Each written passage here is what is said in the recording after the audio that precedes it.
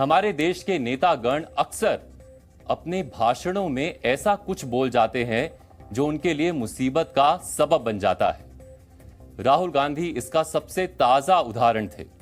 कर्नाटक के कोलार में हुई एक चुनावी सभा के दौरान राहुल गांधी ने जोश में आकर बोल दिया था कि इन सब चोरों के नाम मोदी मोदी कैसे हैं। नीरव मोदी, ललित मोदी, नरेंद्र मोदी और अभी थोड़ा ढूंढेंगे तो और बहुत सारे मोदी मिलेंगे। देखा जाए तो इस बयान में जोश तो था ही, इसके अलावा इसमें मोदी सरनेम वाले लोगों पर कटाक्ष भी था। देश के लोग जानते हैं कि राहुल गांधी कौन से मोदी की तरफ इशारे में कटाक्ष कर रहे थे।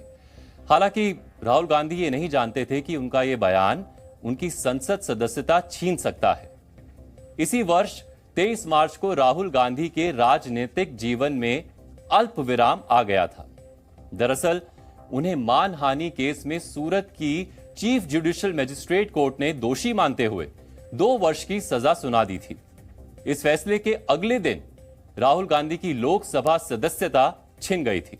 पिछले करीब 130 दिनों से राहुल गांधी कांग्रेस के एक सामान्य नेता बन गए थे। वो एमपी नहीं रहे थे।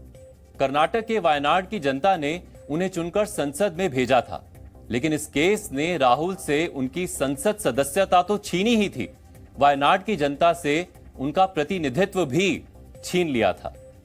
लेकिन आज का दिन राहुल गांधी और कांग्रेस के लिए खुशी का दिन है। दरअसल आज इस मामले में दोष सिद्धि पर रोक लगाकर सुप्रीम कोर्ट ने राहुल गांधी को बड़ी राहत दी। बहुत से लोग सुप्रीम कोर्ट के इस फैसले को लेकर ये मान रहे हैं कि राहुल गांधी मानहानि केस से बरी हो गए हैं, जबकि ऐसा नहीं है। हम आपको समझाते हैं कि कैसे राहुल गांधी अभी भी इस केस में आरोपी बने रहेंगे, लेकिन उनकी संसद सदस्यता दोबारा वापस आ सकती है। देखिए, राहुल गांधी को 23 मार्च 2023 को सूरत की चीफ जुडिशियल मजिस्ट्रेट कोर्ट ने मानहानि केस में दोषी माना था और उन्हें 2 साल की सजा सुना दी थी। दोषी पाए जाने के अगले ही दिन लोकसभा अध्यक्ष ने राहुल गांधी की संसद सदस्यता रद्द कर दी थी। सजा के ऐलान को लेकर राहुल गांधी के वकीलों ने सेशन कोर्ट का रुख किया था। सेशन कोर्ट ने राहुल गांधी को दी गई 2 साल की सजा पर रोक लगा दी, लेकिन मानहानि केस में उनकी दोष सिद्धि पर रोक नहीं लगाई। सेशन कोर्ट के बाद राहुल के वकीलों ने हाई कोर्ट का रुख किया। हाई कोर्ट ने भी राहुल की सजा पर रोक को बरकरार रखा, लेकिन दोष सिद्धि पर रोक नहीं लगाई। दोष सिद्धि को खारिज करने की अपील लेकर राहुल के वकीलों ने सुप्रीम कोर्ट का रुख किया। सुप्रीम कोर्ट ने अब की बार राहुल गांधी की दोष सिद्धि पर रोक लगा दी। सुप्रीम कोर्ट की ओर से दोष सिद्धि पर रोक लगाए जाने का मतलब यह नहीं कि राहुल गांधी को मानहानि केस से बरी कर दिया गया है। तो इससे एक बात तो साफ है कि राहुल गांधी को इस केस से राहत तो मिली है, लेकिन यह केस उनके जी का जंजाल बना रहेगा। हम ऐसा क्यों कह रहे हैं, इसकी भी एक वजह है। जैसे मानहानि का यह केस अभी भी सेशन कोर्ट में चल रहा है।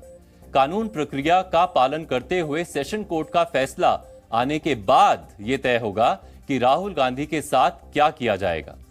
सेशन कोर्ट का फैसला आने के बाद मामला हाई कोर्ट पहुंच सकता है। अगर हाई कोर्ट का कोई फैसला आया तो फिर इसके बाद सुप्रीम कोर्ट में सुनवाई हो सकती है। यानी एक लंबी कानूनी प्रक्रिया अभी बाकी है। लेकिन इस सब के बावजूद दोष सिद्धि पर रोक लगने पर राजनीतिक रूप से राहुल गांधी को एक बड़ी राहत जरूर मिली है। यही वजह है कि कांग्रेस और INDIA में खुशी की लहर है।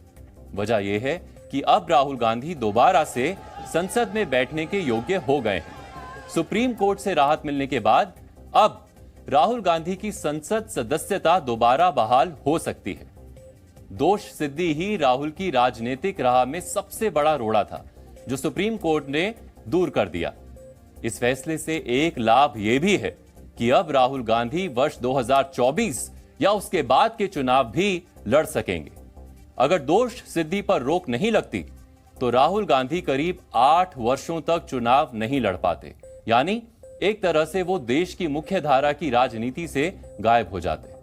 देखिए, जो क्रिमिनल केसेस होते हैं, क्रिमिनल केसेस में क्या है, दो तरह का उत्तर होता है। एक तो आपकी जो है ना, जो सजा आपकी निलंबित हो जाती है, दूसरा आपका दोष सिद्धि आपकी निलंबित हो जाता है। इस केस में क्या था, जब सेशन कोर्ट वो गए थे तो उनकी जो सजा है वो तो निलंबित कर दी थी, लेकिन सेशन कोर्ट ने उनकी जो दोष सिद्धि वाला सेंटेंस है उसको उन्होंने निलंबित नहीं किया था। उसके बाद वो गुजरात हाई कोर्ट गए थे। गुजरात हाई कोर्ट के जो जज साहब हैं उन्होंने 125 पेज का निर्णय दिया, लेकिन उन्होंने कन्विक्शन को स्टे नहीं किया। उसके अगेंस्ट जब यहाँ पर राहुल गांधी सुप्रीम कोर्ट आए तो वो एसएलपी आज सुप्रीम कोर्ट में लगी थी। सुप्रीम कोर्ट ने उसमें बड़ा क्लियर कर दिया है कि जो ट्रायल कोर्ट है, ट्रायल कोर्ट ने उसमें जो 2 साल की सजा दी है उसमें उन्होंने उसका बेसिक नहीं बताया। आखिर 2 साल की जो मैक्सिमम सजा है डिफेमेशन के केस में वो आखिर उन्होंने क्यों दी है। आज कोर्ट ने बड़ा क्लियर कर दिया है कि हम मेरिट्स पे कुछ नहीं दे रहे हैं, जिससे किसी भी पक्ष को कि जो है ना इसका नुकसान या फायदा हो। हम सिर्फ ये स्पष्ट कर रहे हैं कि सिर्फ हमने कन्विक्शन को आज निलंबित किया है, लेकिन बाकी जो अपील जो उनकी पेंडिंग है उस दोनों पार्टीज को राइट है वहाँ जाके एक्सपेडाइट की एप्लीकेशन, सेशन कोर्ट में जाके अपने एक्सपेडाइट की एप्लीकेशन दे दें और उस पर सुनवाई हो। जब तक वो उसका फैसला नहीं आता है तब तक कन्विक्शन पर स्टे है। तो ये मानना चाहिए कि उनकी जो लोकसभा की सदस्यता है वो बरकरार हो सकती है और वो कंटिन्यू करेगी। और आगे यदि मान लीजिए इलेक्शन पहले होते हैं तो उनको दोबारा इलेक्शन लड़ने में कोई कानूनी बाध्यता नहीं आएगी। सुप्रीम कोर्ट से मिली इस राहत के बाद राहुल गांधी एक बार फिर जोश के साथ संसद में आने के लिए तैयार नजर आ रहे हैं। आज नहीं तो कल, कल नहीं तो परसों सच्चाई की जीत होती है। मगर जो भी हो, मेरा रास्ता तो क्लियर है। मुझे क्या करना है, मेरा क्या काम है, उसके बारे में मेरे दिमाग में बिल्कुल क्लैरिटी है। जिन लोगों ने हमारी मदद की और जनता ने जो प्यार और सपोर्ट दिया उसके लिए मैं बहुत बहुत धन्यवाद करता हूं। Thank you. सुप्रीम कोर्ट के फैसले के बाद राहुल गांधी को यह उम्मीद होगी कि उनकी संसद सदस्यता जल्दी बहाल कर दी जाएगी।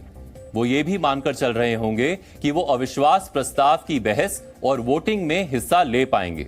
सुप्रीम कोर्ट के फैसले के बाद राहुल की सदस्यता बहाली का रास्ता तो साफ हो गया है, लेकिन लोकसभा स्पीकर एक निश्चित समय में उनकी सदस्यता बहाल करने के लिए बाध्य नहीं है। हमारे सूत्रों के मुताबिक राहुल गांधी की सदस्यता पर फैसला लोकसभा स्पीकर सुप्रीम कोर्ट के फैसले के गहन अध्ययन के बाद ही लेंगे। यानी अगर देखा जाए तो राहुल गांधी की सदस्यता की बहाली में राजनीतिक अड़ंगा आ सकता है। वजह यह है कि सदस्यता बहाली की समय सीमा को लेकर कोई नियम नहीं है। सदस्यता बहाली के लिए स्पीकर कितना भी समय ले सकता है। सदस्यता बहाली लोकसभा अध्यक्ष के विवेक पर निर्भर करता है। देखिए, राहुल गांधी की जो सदस्यता का मामला है वो आज स्पष्ट हो गया। सुप्रीम कोर्ट ने जो आदोश सिद्धि पर रोक लगाई है तो उससे ये स्पष्ट हो गया है कि अब उनकी जो मेंबरशिप जो है लोकसभा की वो बहाल हो सकती है। उसके लिए उनके पास विकल्प है कि उनको लोकसभा सेक्रेटरीट में अपना प्रार्थना पत्र देना चाहिए। उस प्रार्थना पत्र ये कहना चाहिए कि जो कन्विक्शन है, जिसको हम दोष सिद्धि कहते हैं, वो सुप्रीम कोर्ट ने स्टे कर दिया। तो जो उनका पहला नोटिफिकेशन है, जिस नोटिफिकेशन उनकी सदस्यता खत्म की गई है, उसको रिवर्स करके उनको दोबारा मेंबर ऑफ पार्लियामेंट का कार्य करने की अनुमति दी जाए। अब लोकसभा स्पीकर का गहन अध्ययन कब तक चलेगा यह कहना मुश्किल है। इससे जुड़ा एक किस्सा भी हम आपको सुनाना चाहते हैं। इस तरह के एक मामले में लक्षद्वीप के एनसीपी सांसद मोहम्मद फैजल एक बड़ा उदाहरण है। 11 जनवरी 2023 को लक्षद्वीप की कवरत्ती जिला अदालत ने हत्या की कोशिश के एक मामले में मोहम्मद फैजल को दोषी मानते हुए 10 साल की सजा सुनाई थी, जिसके बाद 13 जनवरी को उनकी लोकसभा सदस्यता खारिज कर दी गई थी। जिला अदालत के फैसले के खिलाफ मोहम्मद फैजल ने केरल हाई कोर्ट में अपील की थी, जिसने 25 जनवरी को उनकी दोष सिद्धि और सजा पर रोक लगा दी थी, जिसके बाद मोहम्मद फैजल ने लोकसभा सदस्यता बहाल करने की मांग की थी। लेकिन लोकसभा स्पीकर ने लगभग 2 महीने तक इस मामले में कोई एक्शन नहीं लिया था। इसके बाद मोहम्मद फैजल ने सुप्रीम कोर्ट में अपील की थी। हालांकि जिस दिन सुप्रीम कोर्ट में सुनवाई होनी थी उससे कुछ ही घंटे पहले लोकसभा स्पीकर ने उनकी सदस्यता बहाल कर दी थी। इससे यह पता चलता है कि लोकसभा सदस्य की बहाली को लेकर लिया जाने वाला फैसला स्पीकर के विवेक पर निर्भर करता है। बहाली का फैसला लेने को लेकर लोकसभा स्पीकर समय सीमा में बंधा हुआ नहीं है। यही वजह है कि आज प्रेस कॉन्फ्रेंस में कांग्रेस अध्यक्ष मल्लिकार्जुन खड़गे ने विशेष तौर पर इसको लेकर टिप्पणी भी की। राहुल गांधी जी को हटाने में, डिस्क्वालीफाई करने में सिर्फ 24 घंटे में सब कुछ हुआ। अब देखेंगे अब कितने घंटे में उनको रीइंस्टेट करते हैं, क्योंकि डिस्क्वालीफाई करने के लिए तो उनको टाइम ही नहीं आया। जजमेंट गुजरात, ये तो दिल्ली का जजमेंट है, बहुत आस्था नजदीक है बहुत ही। अब गुजरात से आने आया जो ये था, उसको उन्होंने 24 घंटे लगा के उसमें सब डिस्क्वालीफाई करे, बाकी सारी चीजें करे, बाहर निकाले, सब कुछ हुआ। लेकिन दिल्ली के सुप्रीम कोर्ट और हमारा जो पार्लियामेंट है, हार्डली ये सिर्फ किलोमीटरों पे है, तो वो तो 1500 से 600 किलोमीटर था। तो इसलिए मैं चाहता हूँ कि शायद रात में वो रीइंस्टेट करते हैं, क्या अभी करते हैं, कितना वक्त लेते हैं, हमको अब देखना चाहिए। हम देखेंगे और इंतजार करेंगे। अब इतना बड़ा इंतजार किए तो ये जो बाकी उनके ऑर्डर का भी हम इंतजार करेंगे। संसद सदस्यता की बहाली की जो बात आप लोग कर रहे हैं, क्या अंदेशा ये भी है कि इसको जानबूझकर टाला भी जा सकता है, लंबा समय अगर आपको आंख की शर्म है, राजनीतिक सौहार्द है, मतभेद को मनभेद नहीं बनाते हैं, गणतंत्र में विश्वास करते हैं, तो आपने 3 महीने पहले जिस चीज में 24 घंटे लगाए मुझे निकालने में, तो कम से कम 48 घंटे में मुझे वापस तो बहाल करिए। ये तो मैं समझता हूं कि आम संतुलन की बात है। कोई ऐसा पेचीदा मामला कानून का नहीं है जिसमें आप जाके सुलह और सुझाव और ओपिनियन मांगेंगे। Zee News.